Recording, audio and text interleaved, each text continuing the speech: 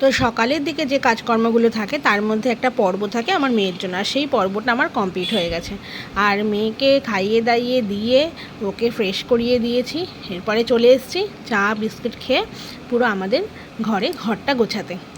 আর মেয়ে এখন কি করে বলো তো, সমস্ত গোছানো জিনিসকে উলটপালট করে দেয়, যে কারণে আমার একটা কাজ করতে মানে 10 মিনিটের জায়গায় আধ ঘন্টা কেটে যায়, তাও সেই কাজ হয় না। এই যে জামা কাপড়গুলো মানে ভাঁজ করছি, এটাও সেম, সব ভাঁজ করা জিনিস ছিল, কিন্তু সমস্ত কিছু টেনে একসঙ্গে সব ফেলে দিয়েছে। তো আমার মতন কার কার বাড়িতে এরকম মানে কর্মকাণ্ড চলে তোমরা একটু অবশ্যই জানিও তো। তো আমার বিছানাপত্র সব তোলা হয়ে গেল, সোমনাথও খেয়ে দিয়ে বেরিয়ে যাচ্ছে। আর এরপরে আমাকেও যেতে হবে রান্নাঘরে, রান্না করব। আর তার আগে দেখো যে মেয়ে আমার সঙ্গে সঙ্গে পেছন পেছন দেখো ঘুরে ঘুরেই যাচ্ছে।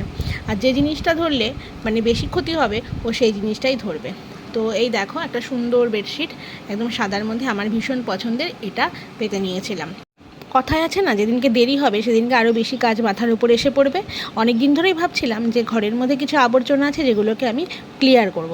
তো জানলা দিয়ে দেখতে পাচ্ছি, প্রত্যেকদিনই দেখি কিন্তু অসময় হয়ে যায়, আমার স্নান হয়ে যায় তখন দেখতে পাই। আজকে দেখতে পাচ্ছি ভাঙাচোরা যারা নেয় তারা রাস্তা থেকে ডাকতে ডাকতে যাচ্ছে। তো আজকে আমি ভাবলাম থাক, দেরি হলে হবে, আমি আগে এই জায়গাটা পরিষ্কার করি।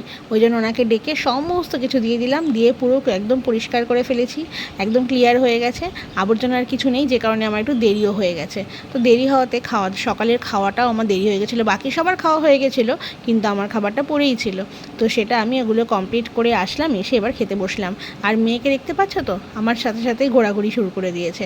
আর এদিকে আমার রান্নাবান্না করতে হবে, সেই একটা তাড়া রয়েছে। কি করব, এবার ওকে ছেড়ে দেবো, ছেড়ে দিলেও আরও যে সমস্ত কাজ করবে সেগুলো মানে একটা ক্ষতি হয়ে যাবে, যে কারণে মাঝে মাঝে আবার ওকে কোলে করে নিতে হচ্ছে। আর ইদানিং দেখতে পাচ্ছি ও একটু কোলে ওঠার বায়নাও করছে, এসে হাত বাড়িয়ে দেবে। আর হাত বাড়িয়ে দিলে কি কোলে না নিলে মানে পারা যায় বলো, কোলে না নিয়ে থাকাই যায় না। তো ও দেখো আমার সাথে সাথে কাজ করছে, যে ফ্রিজটা খুলেছি ব্যাস ফ্রিজের সামনে আমার সামনে ঢুকে গেছে। তো এরপরে আমি কিছু কাজ আর কি করব, রান্নাবান্না আজকে সেরকম কিচ্ছু করব না।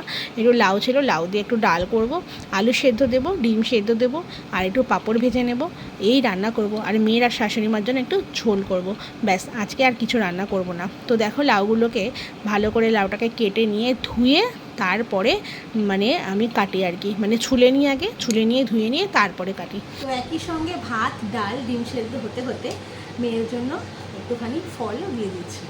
ওকে আমি এই সময়টা একটুখানি আপেল, মানে হাফ আপেল আর কি, এরকমভাবে গ্রেট করে দিয়ে দিই।